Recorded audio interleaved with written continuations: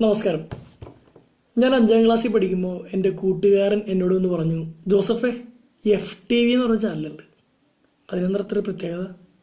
അതിൽ പെൺപിള്ളേരൊക്കെ ഇങ്ങനെ അധികം തുണിയിലാണ്ട് വരും. 5ാം ക്ലാസ്സിൽ വെച്ച് എൻ്റെ കൂട്ടുകാരൻ ഇത് എന്നോട് പറഞ്ഞു. എനിക്ക് ഭയങ്കര ക്യൂരിയോസിറ്റി ആയിരുന്നു. ആദ്യമായിട്ടാണ് ഞാനിങ്ങനെ ചിന്തിക്കുന്നത്, ഒരു പെൺകുട്ടിയുടെ നഗ്നത കാണാൻ ഭയങ്കര ആഗ്രഹം. എൻ്റെ വീട്ടിലാണെങ്കിൽ അന്ന് കേബിൾ TV ഇല്ല. അപ്പോൾ FTV എന്നൊക്കെ പറഞ്ഞ് നമ്മൾ ആദ്യമായിട്ടാണ് കേൾക്കുന്നത്. ആ വർഷം എൻ്റെ വീട്ടിൽ കേബിൾ TV എടുത്തു. അപ്പോൾ എൻ്റെ ആദ്യത്തെ ക്യൂരിയോസിറ്റി ഈ FTV എങ്ങനെയും കാണുക എന്നുള്ളതാണ്. അപ്പോൾ ഒരു ദിവസം ഞാൻ വീട്ടിൽ ആരുമില്ലാത്തപ്പോൾ FTVയുടെ ചാനൽ കണ്ടെത്തി. പക്ഷെ അത് കാണാൻ ധൈര്യമില്ല. മെല്ലെ മെല്ലെ ധൈര്യം സംഭരിച്ചു. ഒരു ദിവസം അപ്പച്ചൻ പുറത്തേക്ക് നടക്കാൻ പോയി, അമ്മ അടുക്കളയിൽ പണിയെടുത്തുകൊണ്ടിരിക്കുന്നു. ഞാൻ ഈ FTV കണ്ടെത്തി. FTVയും സൂര്യ TVയും തമ്മിൽ കണക്ട് ചെയ്തു. സ്വാപ്പ് എന്ന ബട്ടൺ വെച്ച് നമുക്ക് ഒരു തവണ പ്രസ് ചെയ്യുമ്പോൾ സൂര്യ TVയിലോട്ട് പോകും. അതുപോലെ തന്നെ പെട്ടെന്ന് പ്രസ് ചെയ്താൽ FTVയിലോട്ട് പോകും. അങ്ങനെ അമ്മ അടുക്കളയായിട്ട് ശബ്ദം ഉണ്ടാക്കുന്നത് കേൾക്കുമ്പോൾ ഞാൻ FTV ഇങ്ങനെ ആകാംക്ഷയോടെ കാണാമായിരുന്നു. ആദ്യമായിട്ട് നമ്മളിങ്ങനെ പെൺകുട്ടിയുടെ നഗ്നത ഇങ്ങനെ എൻജോയ് ചെയ്യണം.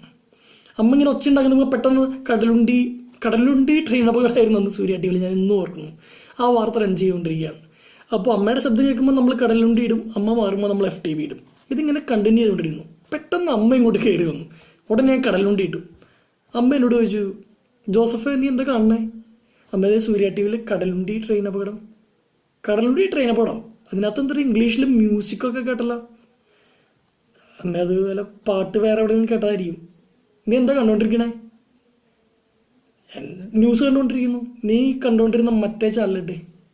ഏത് ചാനലമ്മേ? നീ നേരത്തെ കണ്ട മറ്റേ ചാനൽ ഇടാനാ പറഞ്ഞേ. അമ്മ എൻ്റെ നിന്ന് റിമോട്ട് തട്ടി പറഞ്ഞിട്ട് അമ്മ FTV ഇട്ടു. സ്വാപ്പ് ബട്ടൺ വൈകിട്ട്. അപ്പം ഞാൻ ഇങ്ങനെ അയ്യേ എന്ന് നമ്മളിങ്ങനെ കണ്ണൊക്കെ ഇങ്ങനെ പൊത്തി. അമ്മ കൈ പിടിച്ച് വലിച്ചിട്ട് പറഞ്ഞു, നീ എന്താ ചമ്മണ, നീ TVയിലോട്ട് നോക്കടാ, നിന്റെ അമ്മയ്ക്കുള്ളത് തന്നെ അവിടെ ഉള്ളൂ. എൻ്റെ മുഖത്ത് നോക്കി പറഞ്ഞാണ്. എന്നിട്ട് അമ്മ പറഞ്ഞ കുറച്ച് കാര്യങ്ങളുണ്ട്. ഒരു 5ാം ക്ലാസ്സുകാരന് അന്ന് ഒരു പക്ഷേ താങ്ങാൻ പറ്റുന്നതിനും അപ്പുറമായിരുന്നു. പക്ഷേ ചങ്കി കൊണ്ട കുറേ വാചകങ്ങളാണ്. അമ്മ പറഞ്ഞതാണ്, നീ ഒരു ആൺകുട്ടിയാണ്, ഒരു പെൺകുട്ടീനെ കാണണമെന്നും അത്തരത്തിലുള്ള ആഗ്രഹം നിന്നുണ്ടാവും. That is called heterosexual attraction. അത് പ്രകൃതി നിനക്ക് തന്നാണ്.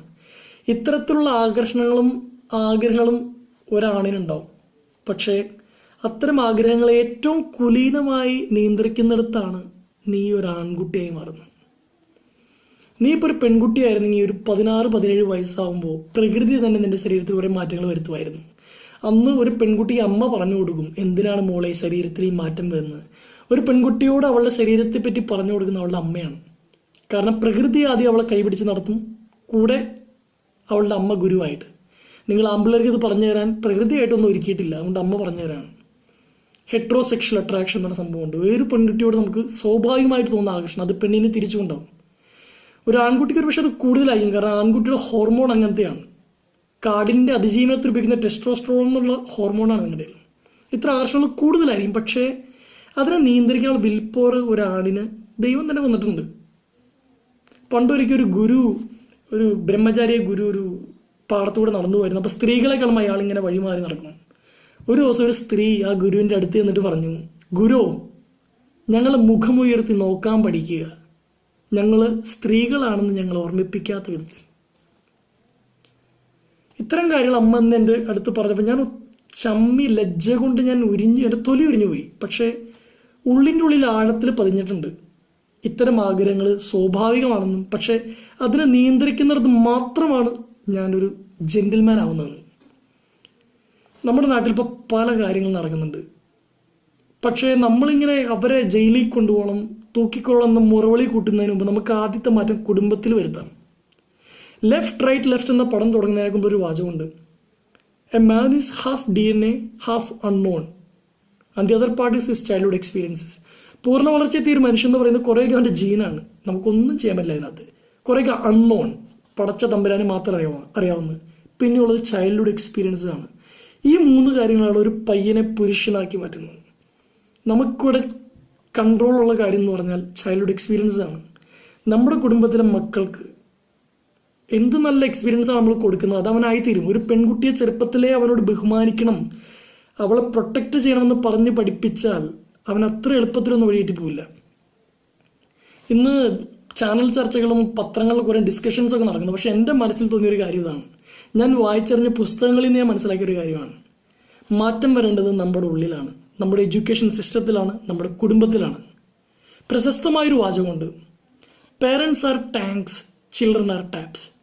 മാതാപിതാക്കൾ എന്ന് പറയുന്ന ടാങ്കും മക്കളെന്ന് പറയുന്ന ടാപ്പുമാണ്. ടാങ്കിൽ നല്ല വെള്ളമുണ്ടെങ്കിൽ പൈപ്പിൽ കൂടെ നല്ലതേ വരൂ. ടാങ്കിൽ ചീത്ത വെള്ളമാണെങ്കിൽ പൈപ്പിൽ കൂടെ ചീത്ത വെള്ളമേ വരൂ. നമുക്കൊന്ന് ആഞ്ഞ് ശ്രമിക്കാം.